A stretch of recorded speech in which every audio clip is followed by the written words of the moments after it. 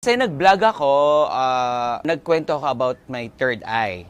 Ngayon, ang dami nag-comment doon, sobrang, as in madami nag-comment na mag-share ako about yung third eye ko. Actually, nag-usap kami ng aking partner and also my director na si Chini na ayoko talagang i-share. Yung motor, ayoko talaga i-share. Hindi, ayoko talagang i-share about yung third eye ko. Kasi gusto ko, syempre, yung third eye ko ay keep it secret. Ayokong i-share sa iba. Pero napilit nila ako. Ngayon, i-share ko sa inyo yung iba lang. Kasi ayoko talagang ikwento lahat. At higit sa lahat, dito tayo sa rooftop ginawa. Kasi dito sa rooftop, mas komportable ako na sila pinag-uusapan kesa sa baba o kaya sa kwarto, sa sala. Hindi ko gagawin yun sa loob ng bahay.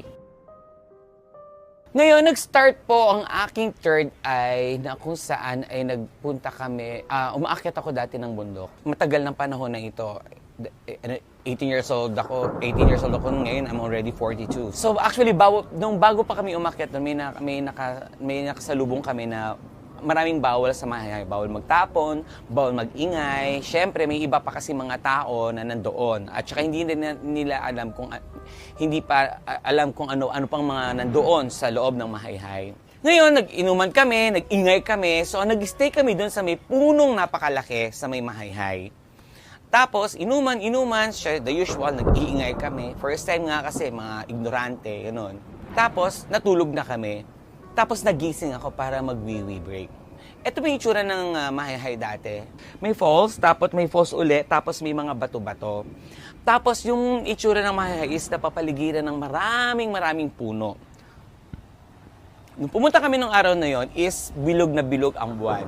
So may sinag, first time ko makakita ng sinag ng buwan na nasisinagan yung mga bato na malalaki. At may mga, hindi ko pa makakalimutan na may mga firefly. So, nag-wee-wee break ako.